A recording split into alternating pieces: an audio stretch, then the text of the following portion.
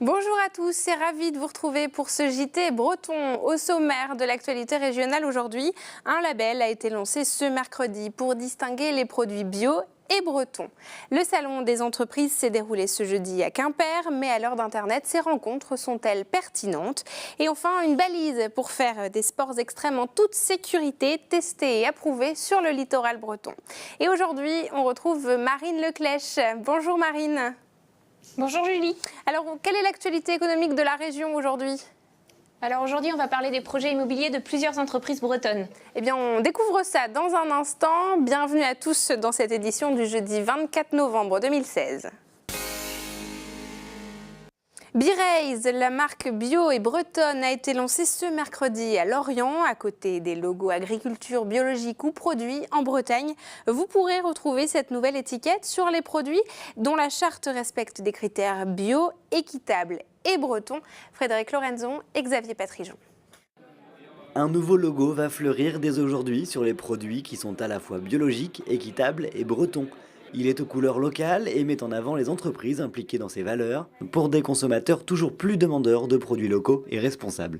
Alors les entreprises qui veulent utiliser notre marque partagée, donc contactent IBB, Initiative Bio Bretagne, et puis on regarde ensemble dans quelle mesure ils rentrent dans notre grille de critères. L'une des 7 premières entreprises partenaires fabrique des glaces avec des produits bio depuis 1994. Elle ressent ce besoin de souligner ses valeurs. Il n'y a pas que les ingrédients, il y a la partie sociétale, la partie environnementale, la partie énergie, bien sûr. On va renforcer cette image de producteur local. Parce qu'un consommateur qui est par exemple à Nantes ou à Rézé, etc., la marque Jean-Pi n'a pas forcément effectivement la même force qu'un consommateur qui est ici à Brest. Voilà, donc l'idée c'était de pouvoir encore plus identifier nos produits bretons en linéaire, dans les supermarchés, etc. Des étiquettes sur lesquelles il sera également possible d'identifier les ingrédients, les lieux de fabrication grâce à un flashcode, avec l'objectif de développer leur implication sous le logo B-Raise. On va pouvoir l'aider aussi à améliorer ses pratiques, que ce soit en termes d'ingrédients, de pratiques diverses.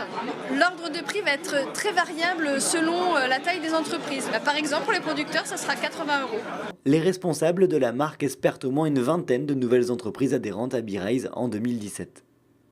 Et le salon des entreprises s'est déroulé ce jeudi à Quimper. 2000 personnes s'y sont retrouvées.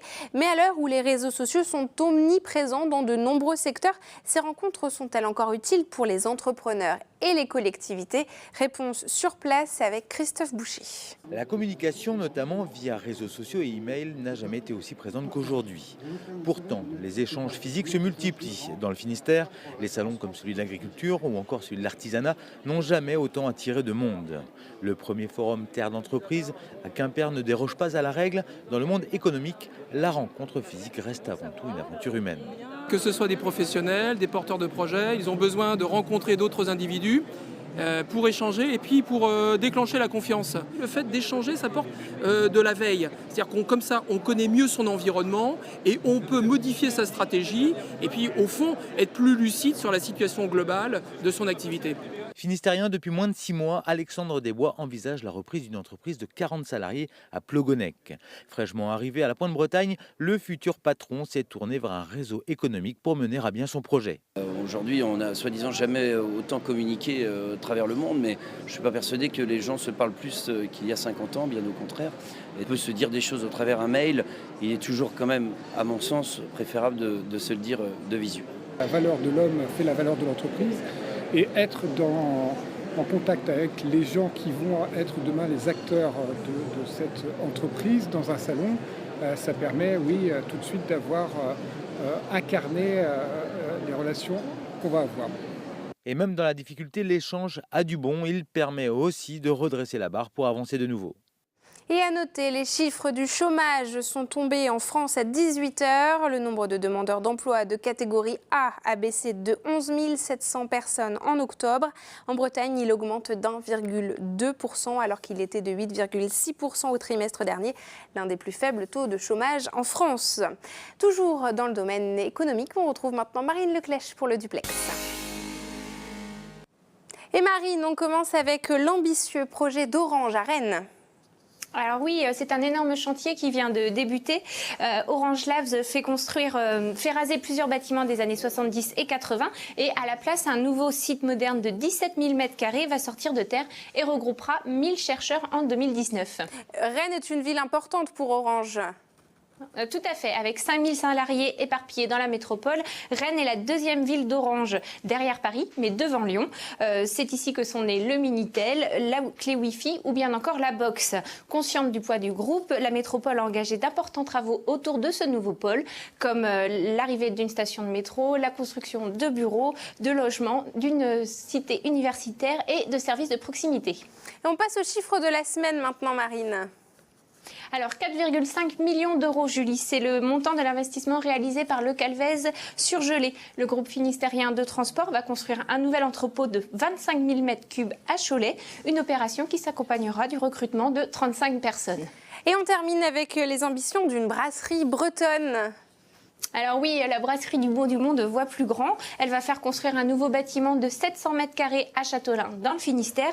L'objectif est bien entendu d'augmenter la production. Et est-ce que ces nouvelles ambitions signifient la fin de production dans l'ancien site de l'OTAN à Rosnoën ?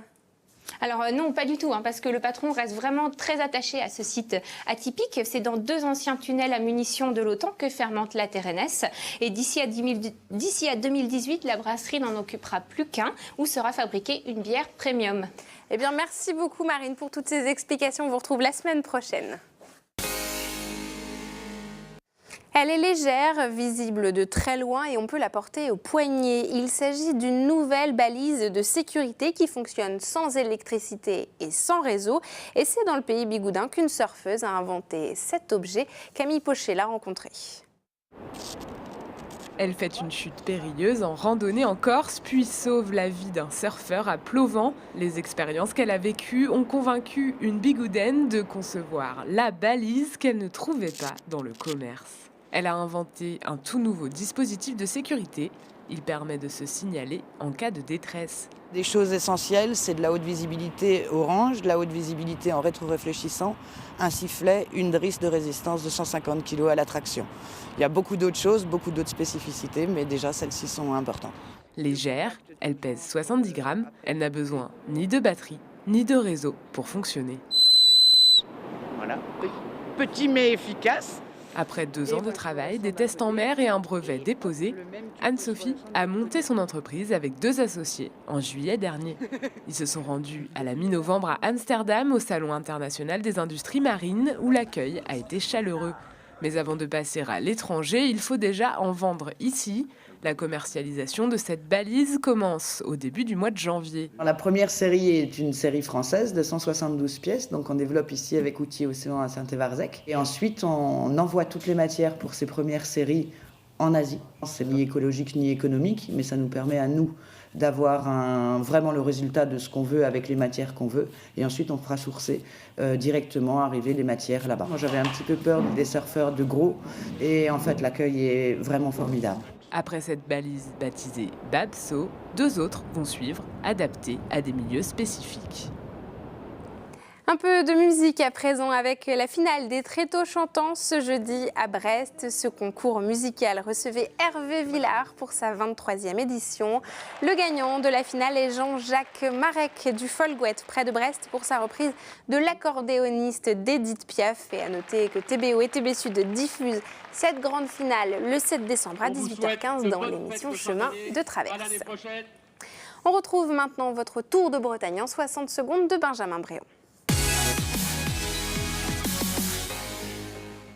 Une grue de 35 mètres de haut a menacé de s'écrouler ce jeudi dans le quartier de la Gare à Rennes. 120 personnes ont dû être évacuées en attendant son démontage. Précisons que notre journaliste est revenu indemne du tournage de ces images.